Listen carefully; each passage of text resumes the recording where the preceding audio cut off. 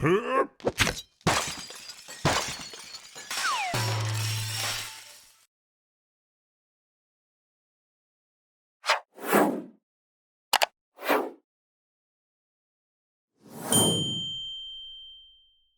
does one of the world's largest banks, a financial titan worth over $40 billion with a digital fortress built on cutting-edge technology, get brought to its knees by a single hacker? What happens when the private data of over 100 million people is stolen? Not by some sophisticated state-sponsored group, but by one individual who found a digital key left carelessly under the doormat. This isn't just another story about a data breach. This is the story you don't know. It's a story of a fatal mistake that went unnoticed for months, a ticking time bomb on the internet, and the desperate, behind-the-scenes scramble to prevent the total collapse of a financial giant. This is the inside story of the Capital One data breach, and how the company fought for its very survival. To really get the magnitude of this failure, you first have to understand who Capital One was back in 2019. This wasn't some dusty, old-school bank clinging to outdated technology. From the very beginning, Capital One branded itself as a tech company that just happened to be in the finance business. They were pioneers, pouring billions of dollars into data analytics, machine learning, and, most importantly, cloud computing. While other big banks were hesitant, still running their operations on massive private servers, Capital One went all in on the cloud. They made a huge public bet on Amazon Web Services, or AWS, moving their most critical operations to the world's biggest cloud provider. Wall Street and the tech industry loved it. It made them faster, more agile, and more innovative than their competitors. They were seen as the future of banking, a digital fortress built on the most advanced infrastructure money could buy, and business was booming. With a market value north of $40 billion, they served over 100 million customers, handling the sensitive financial lives of a third of the United States. They were a household name, a symbol of American financial power. And to protect that empire, they spent a fortune on cybersecurity. They hired the best and brightest, built sophisticated defense systems, and projected an image of being impenetrable. They weren't amateurs. They were at the absolute cutting edge. But they overlooked one small, misconfigured lock, and that one mistake would soon threaten to burn their entire empire to the ground. The company's CEO, Richard Fairbank, had staked his reputation on this tech transformation. He believed moving to the cloud wasn't just about efficiency, it was about better security. And in theory, he was right. A company like Amazon can employ a much larger army of security engineers than any single bank ever could. But the cloud has what's called a shared responsibility model. Amazon secures the cloud itself, the physical data centers, the core network. But the customer is responsible for securing what they build inside the cloud. It's like leasing the world's most secure warehouse. The landlord guarantees the walls are unbreakable. But if you leave your storage unit unlocked, that's on you.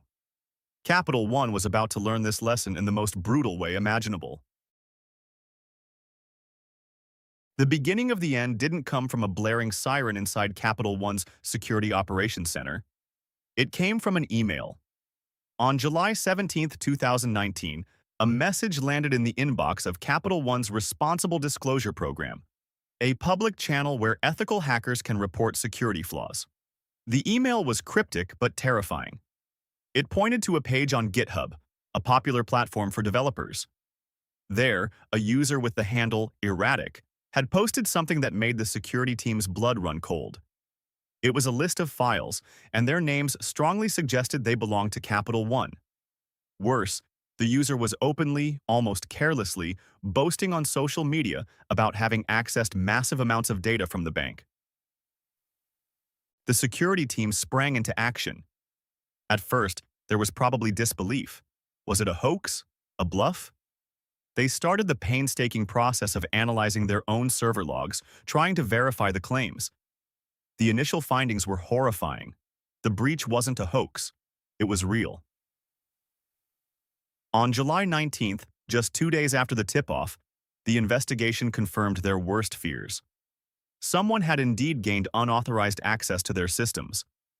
The crack in the fortress was real, and it had been wide open for months.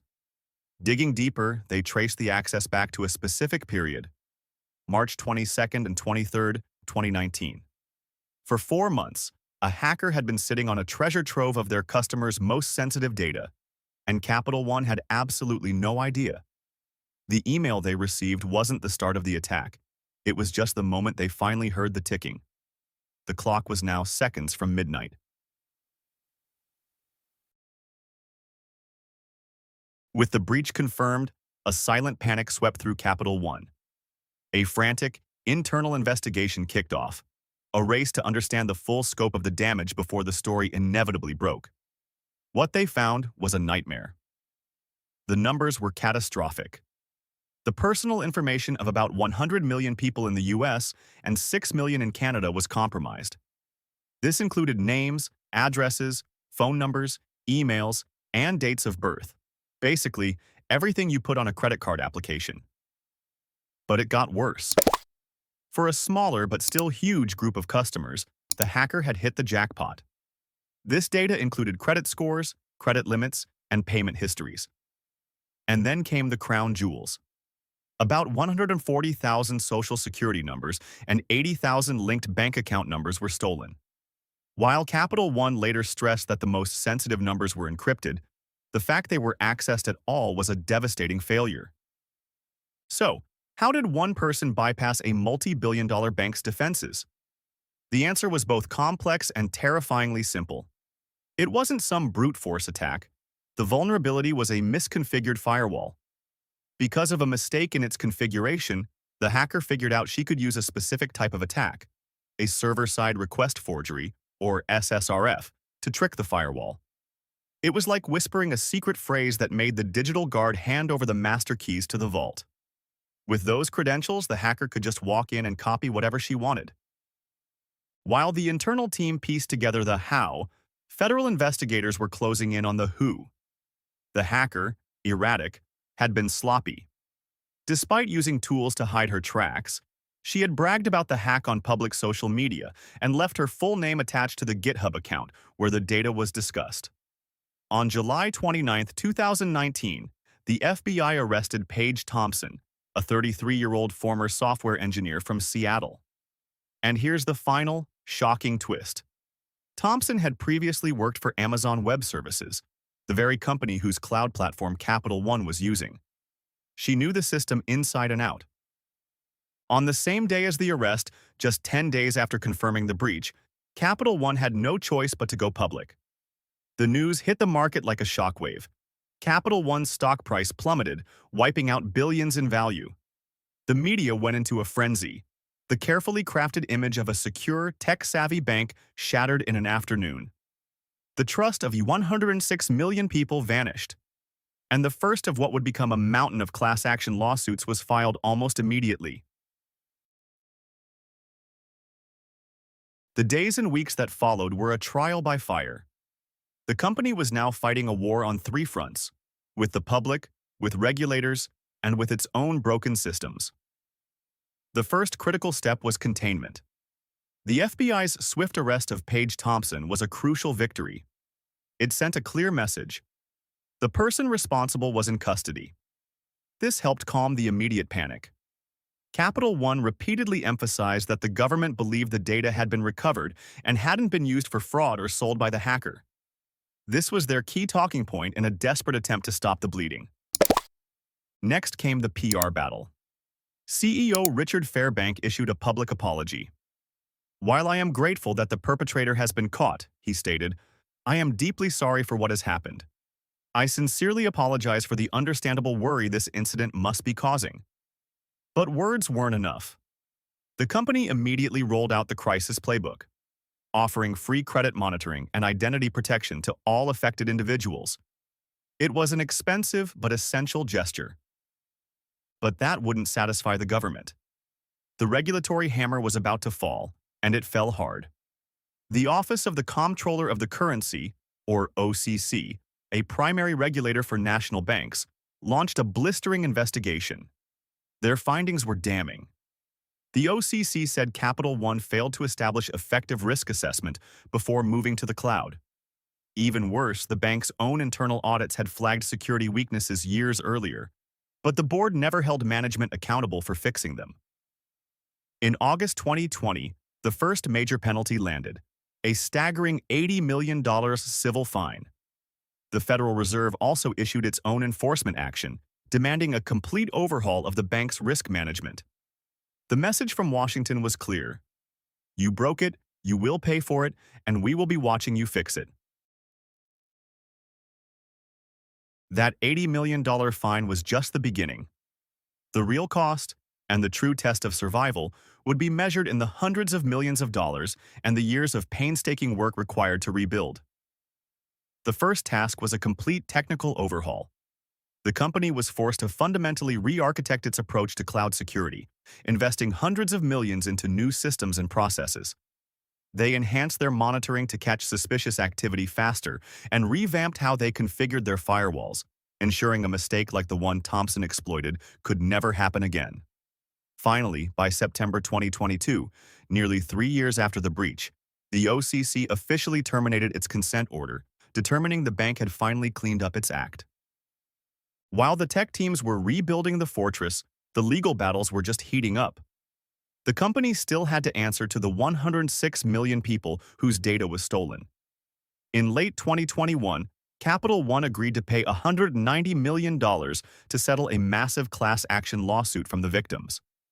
When added to the regulatory fine, the direct public cost of the breach soared to $270 million.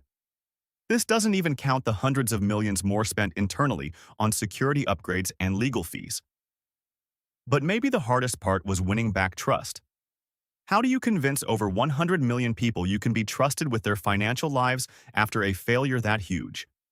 It required years of flawless operation, of demonstrating through action, not words, that security was now an obsession. The company survived not just by paying fines, but by absorbing the immense cost of fundamentally changing its DNA. The legacy of the Capital One breach is a paradox. For the company, it's a permanent scar.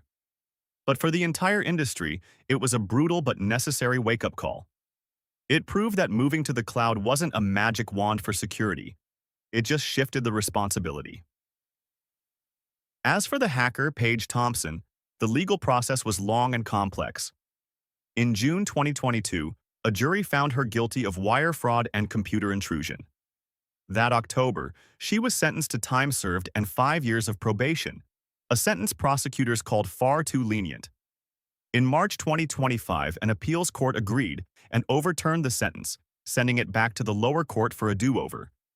But in a final twist, in November 2025, the original judge reimposed the exact same sentence of time served and probation, arguing that prison would be an unnecessarily harsh punishment. So how does a multi-billion-dollar company survive a disaster of this magnitude? Capital One survived because it was big enough to absorb the financial blows. But more importantly, it survived by executing a painful but effective crisis playbook.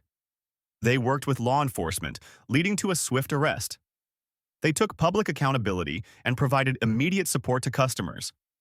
They paid the hundreds of millions in fines and settlements. And most crucially, they invested the immense resources required to actually fix the problems and satisfy regulators. The story of the Capital One breach is a modern cautionary tale. It shows how even the biggest, most advanced companies are only as strong as their simplest configurations, and how survival depends not just on deep pockets, but on a grueling, costly, and humbling commitment to making things right. This story is a stark reminder that even in our digital world, vigilance is key. What lessons do you take away from the Capital One breach? Share your thoughts in the comments below. If you found this deep dive valuable, hit that like button and subscribe to our channel for more insights into the complex systems that shape our world. Don't forget to ring the notification bell so you never miss an essential update.